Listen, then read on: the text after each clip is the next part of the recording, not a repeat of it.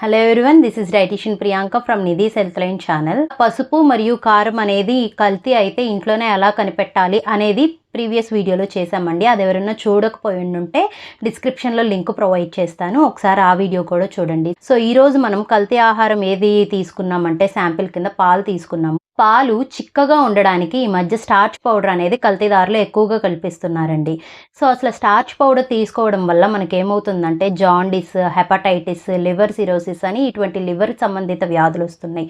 దాంతోపాటు kidney stones అని, urine infection అని, ప్లస్ ద మోస్ట్ ఇంపార్టెంట్ ఏంటంటే ఇక్కడ మనకి స్టార్చ్ లెవెల్స్ బాడీలో ఎక్కువైపోవడం మూలన మనకి డయాబెటీస్ అనేది ఇంక్రీజ్ అయిపోతుందండి. డయాబెటీస్ వచ్చే ఛాన్సెస్ ఎక్కువగా ఉన్నాయి. సో అసలు ఈ పాలల్లో స్టార్చ్ అనేది కలిసిందా లేదా అనేది ఇంట్లోనే ఎలా టెస్ట్ చేసుకోవాలి అనేది ఇప్పుడు చూద్దాము. ఇలా గ్లాస్లోకి పాలు తీసుకుని దాంట్లోకి టించర్ అయోడిన్ అండి. ఇది టించర్ అయోడిన్ ఎంతో కాస్ట్ ఉండదు, ఒక 50 రూపీస్ అలా ఉంటుంది. మనం మెడికల్ షాప్కి వెళ్ళి అడిగితే ఈజీగా అవైలబుల్ ఉంటుందండి ఈ టించర్ అయోడిన్. చక్కగా గ్లాస్లో ఇలా పాలు తీసుకుని దాంట్లోకి ఒక 4-5 డ్రాప్స్ అయోడిన్ సొల్యూషన్ వేసి మనం ఇలా కలిపినట్టయితే మనకి కలర్ చేంజ్ ఏమీ లేకపోతే అది ఒరిజినల్ పాలండి. ఇప్పుడు కల్తీ పాలు ఎలా ఉంటాయో చూపిస్తాను మీకు. గ్లాస్లోకి అయోడిన్ సొల్యూషన్ అనేది వేసుకుని దాన్ని బాగా కలిపినట్టయితే చూసారు కదండి, కలర్ ఎలా చేంజ్ అయ్యిందో, ఏ కలర్లోకి వచ్చిందో, బ్లూ కలర్లోకి వచ్చింది. మన ఒరిజినల్ పాలు అనేవి వైట్గానే అలాగే ఉన్నాయి. కల్తీ పాలు అనేవి కలర్ చేంజ్ అయ్యి బ్లూ కలర్లోకి వచ్చినాయి. సో ఈ బ్లూ కలర్లోకి పాలు మారినాయి అంటే అర్థం ఏంటంటే మన పాలల్లో స్టార్చ్ అనేది ఎక్కువగా ఉంది. దీన్ని తీసుకోవడం మూలాన కాలేయం సమస్యలు, దాంతోపాటు kidney disorders and heart diseases వచ్చే ఛాన్సెస్ ఎక్కువగా ఉన్నాయి. ఇప్పుడు పాలల్లో డిటర్జెంట్ కలిపి ఎలా కల్తీ చేస్తున్నారు అనేది చూసుకుందాం. అసలు ఈ పాలల్లో డిటర్జెంట్ అనేది ఎందుకు కలుపుతారు అంటే పాల యొక్క రంగును పెంచడానికి ఈ డిటర్జెంట్ అనేది కలుపుతారండి. సో ఈ డిటర్జెంట్ కలిపిన పాలు తాగడం వలన మనకేమవుతుందంటే కిడ్నీ సమస్యలు, దాంతోపాటు లూజ్ మోషన్స్ అని, వామిటింగ్స్ అని, ఫుడ్ పాయిజనింగ్ అని, కోమా అని ఇటువంటివన్నీ వచ్చేదానికి ఛాన్సెస్ ఎక్కువగా ఉన్నాయండి. సో అసలు ఈ కల్తీ పాలను ఇంట్లోనే ఎలా కనిపెట్టాలి అనేది ఇప్పుడు తెలుసుకుందాం. సో ఎప్పుడైతే మనం పాలను బాగా ఇట్లా షేక్ చేసుకుంటూ ఉంటామో అప్పుడు నురగ చూసారా, చాలా కొద్దిపాటి నురగ అనేది వచ్చింది.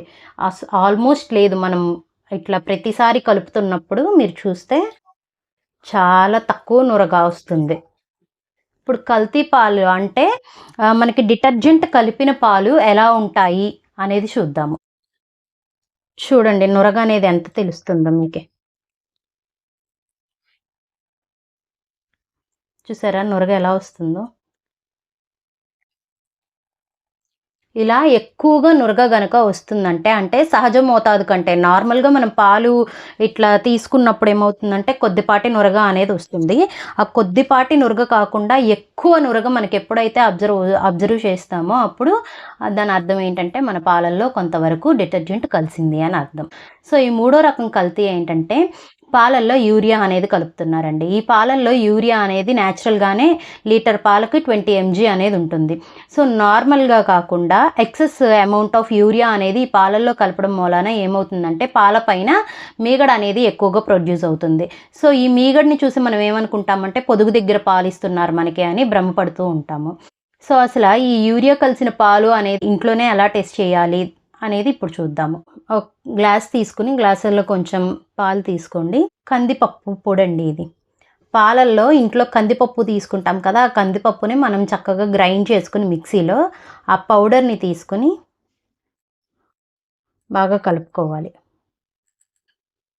కలుపుకున్న తర్వాత లిట్మస్ పేపర్స్ అని మెడికల్ షాప్స్లో అవైలబుల్గా ఉంటాయండి.